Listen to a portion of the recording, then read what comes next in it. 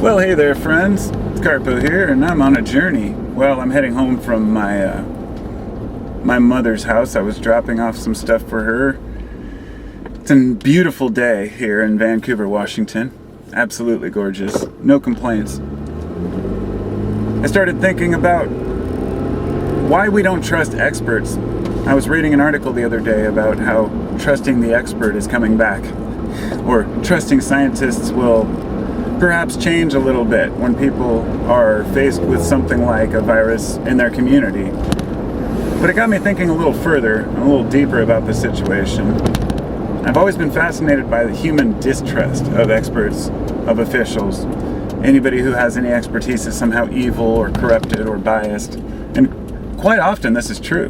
There are a lot of corrupted officials, a lot of corrupted scientists who will basically say anything that you want them to say for a buck. That said, there are also a lot of legitimate people out there who really do mean to protect us and try to help other humans. So I wanted to compare this virus, and a lot of people who aren't taking it seriously, they're saying things like, well, do you know anybody who's died? I don't. Or, it's not as big of a deal as people have made it out to be.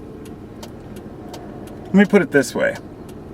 We may not trust the experts, but let's just say for someone who lives down in, well, we could say Mississippi. We could speak about the storms, the Easter storms yesterday. If you live down in one of these states that was facing possible tornadoes, and the warning came across the radio that you better watch out, would you listen? And if so, why would you listen? I mean, after all, this is just a meteorologist. What does he know? It's just some weather guy telling you that there might be a storm. Well, people down there do take it seriously because for a long time they've been having these storms and they're used to it. So they listen to their experts. Same thing down in Texas or down in Florida when they say that there's a hurricane coming and they tell people to evacuate. And of course there are going to be people who say, oh, it's no big deal. It's usually in the areas where they've never had a big storm or it's never been that bad. But in any area where it has been bad, you can be assured that they're going to get the hell out of town, get to a safe place. So, depending on your past experience with something, with a danger, that's going to play a huge part in how much you trust someone who's telling you danger is coming. When it comes to a virus, the United States hasn't faced something like this in a really long time, so therefore the public doesn't have that threat on their minds. It's not something we worry about. It would be akin to earthquakes. If somebody told you an earthquake was possible in Kansas, you'd laugh. If somebody said it was coming in LA, you'd pay attention, right? So, there are other countries that have dealt with this. A good example is South Korea, which had its same case at the same day as we did in the United States. They took drastic and quick measures to make as many tests as possible and to use a program to track citizens.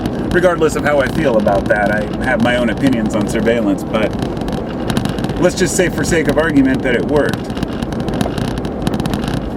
The reason why the citizens complied with this is because they remember SARS from 17 years ago, and SARS was a nasty virus, much more volatile than this one as far as the death rate, but it wasn't contagious until you weren't symptomatic. Once you were symptomatic, then you could be contagious, but before that, generally people weren't. So they were able to nail it by looking for people with fevers and coughs.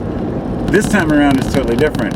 So trusting the experts doesn't matter if you're exposing yourself to a group of people and a couple days later you say, look, I'm fine. But then let's just say 2 weeks later, all of a sudden you're sick. Every single person you were in contact with is likely now sick. It's a difficult time to be a human. It's a difficult time to not be able to hug your loved ones or to get to the gatherings that we normally would do. And we're torn between being responsible citizens for the sake of our fellow man and rebelling against our government and rebelling against the experts. It's my personal opinion that at this time, we need to listen to as many voices as we possibly can.